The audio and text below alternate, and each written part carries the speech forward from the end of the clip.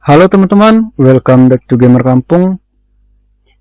Di video ini saya akan membahas beberapa hal yang harus dilakukan saat membuat akun untuk pertama kali, terutama untuk yang masih pemula.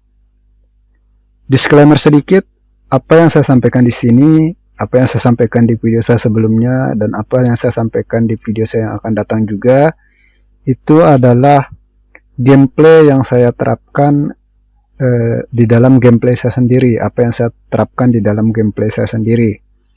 Jika kalian menemukan gameplay yang mungkin mirip atau sangat jauh berbeda juga, itu adalah hal yang wajar dan tidak perlu kita perdebatkan. Dan jika ada komentar dan saran, silahkan sampaikan melalui kolom komentar. Oke teman-teman ya, tanpa banyak basa-basi, langsung saja kita ke pembahasannya. Oke teman-teman, hal yang harus diperhatikan atau hal yang harus dilakukan saat pertama kali membuat akun di game Rise of Kingdom ini, terutama untuk yang masih pemula. Yang pertama itu kalian harus menentukan jenis pasukan yang akan dimainkan. Kalian bisa lihat di sini ya. Di game Rise of Kingdom ini, ada 4 jenis pasukan yang bisa dimainkan. Yang pertama itu ada impa atau infanteri ya, atau impa. Ada kavaleri atau biasa disebut kappa. Ada archer. Ada juga siege unit, biasa disebut gerobak ya. Dan untuk jenis pasukan yang biasa atau yang selalu dibawa bertempur itu, berperang, itu yang 3 ini teman-teman. Ada impa, kappa, dan juga archer. Sedangkan untuk gerobak ini biasanya digunakan atau selalu digunakan untuk melakukan farming sumber daya. Baik itu di map Lost Kingdom atau di map KPK, yang digunakan itu selalu yang gerobak ini teman-teman ya. Mungkin kalian bertanya kenapa harus menentukan jenis pasukan terlebih dahulu. Yang pertama alasannya itu karena jenis pasukan ini akan menentukan komandan yang akan kalian gunakan. Atau bisa juga sebaliknya, kalian harus menentukan komandan terlebih dahulu, sehingga nanti kalian bisa menentukan pasukan jenis apa yang akan kalian perbanyak teman-teman ya. Itu bisa yang mana saja terlebih dahulu, kalian bisa menentukan komandannya terlebih dahulu, dan kalian bisa melatih atau memperbanyak pasukan yang sesuai dengan komandan yang kalian pilih. Atau bisa juga kalian menentukan pasukannya dulu dan meningkatkan komandan yang sesuai dengan pasukan yang kalian pilih. Lalu alasan yang kedua itu untuk menentukan peradaban apa yang akan kalian bawa, peradaban apa yang akan kalian gunakan, terutama saat masuk musim KPK nanti ya teman-teman ya. Itu hal yang pertama yang harus dilakukan, harus tentukan jenis pasukannya terlebih dahulu. Yang kedua, yang harus diperhatikan itu, yang harus dilakukan itu, kalian harus fokus untuk leveling komandan. Saya kasih contoh di sini ya. Di sini saya bermain infanteri dan saya akan fokus untuk menaikkan komandan yang memang untuk pasukan infanteri. Contohnya di sini ada si Bjorn dan ada juga si Sun Tzu.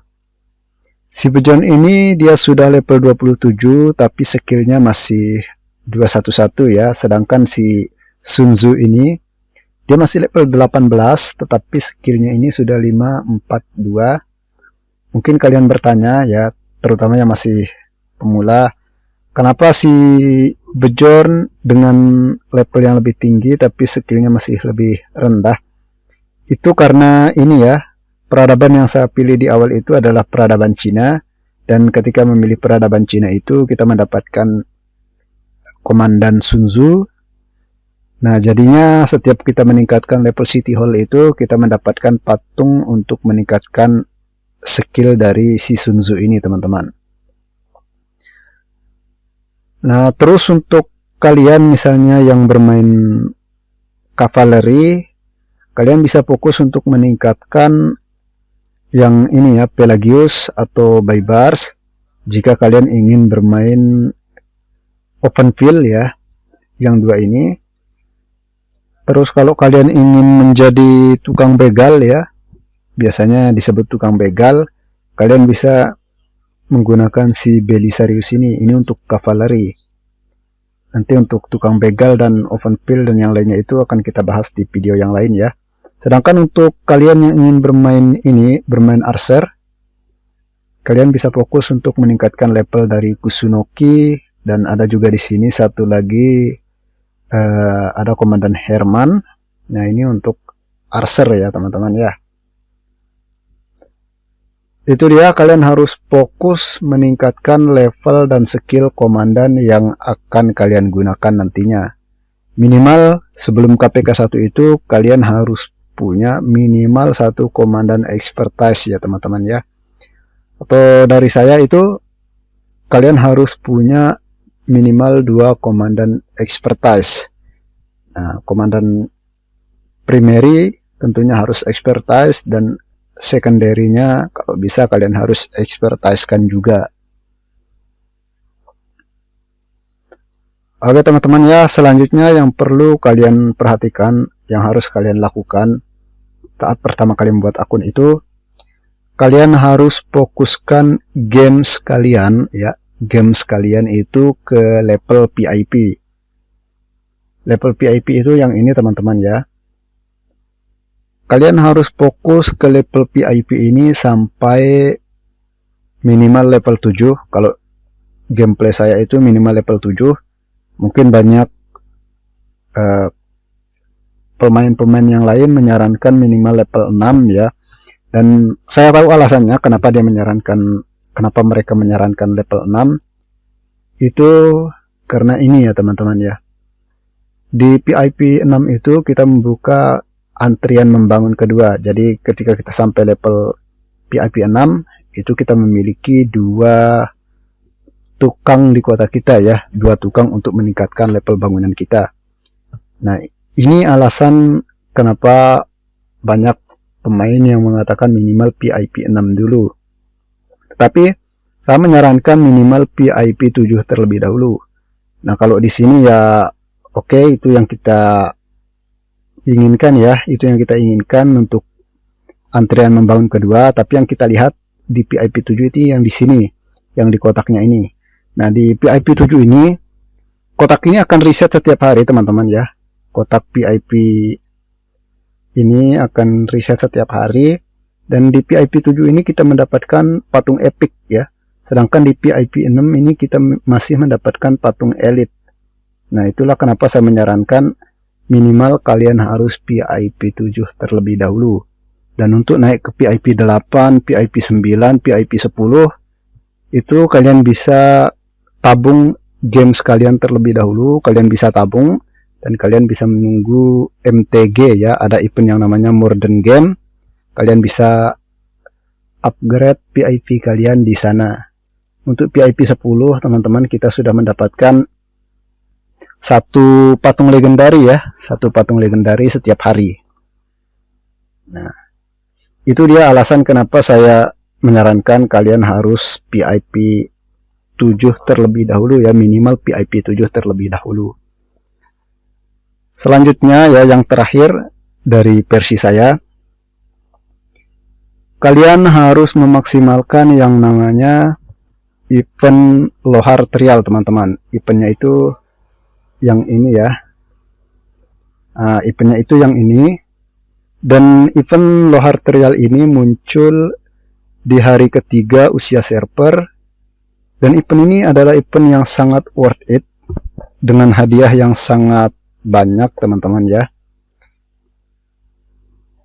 Eventnya itu mudah, tapi hadiahnya itu sangat-sangat worth it ya. Saya contohkan di sini ya. Oke, saya contohkan di sini. Kita akan menyerang Barbarian. Nah, eventnya itu kita hanya menyerang Barbarian. Di sini saya menyerang level 8 karena ini yang paling tinggi untuk saat ini ya.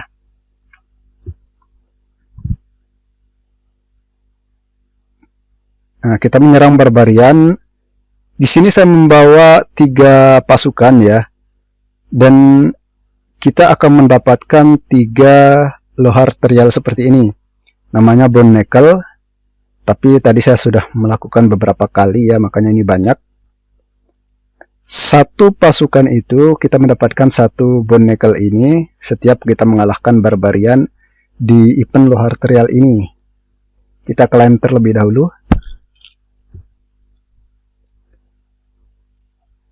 Nah, di sini alasan kenapa saya menyarankan kalian harus memaksimalkan event lohar trial ini.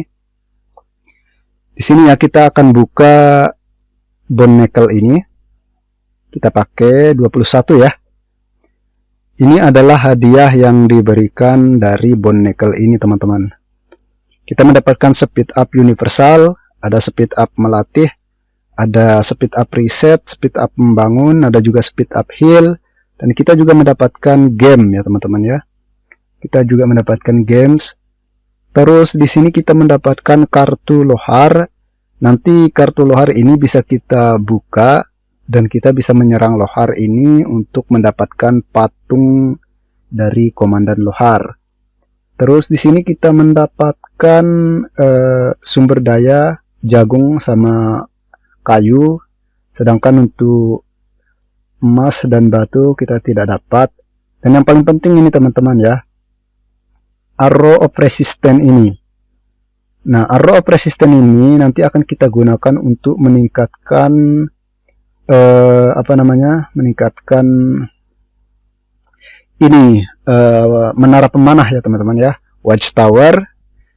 Ini akan kita gunakan, dan di event lohar trial ini adalah event yang memberikan kita Arrow of Resistance ini sangat mudah dan sangat banyak yang diberikan, yang bisa kita dapatkan ya. Ini salah satu item yang cukup sulit didapatkan kalau di luar event lohar trial ini. Itulah kenapa saya menyarankan kalian harus memaksimalkan event lohar trial ini, terutama di saat umur akun ini masih baru, karena event lohar trial ini keluar setiap kalau tidak salah 1 bulan sekali ya teman-teman ya.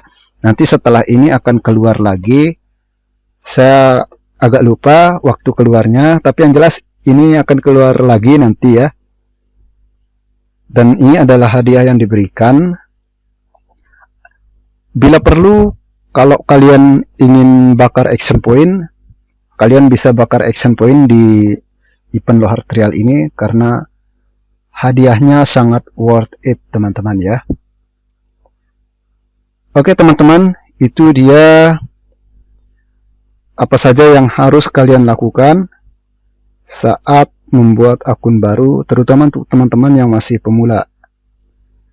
Semoga videonya bermanfaat, dan sampai jumpa di video selanjutnya.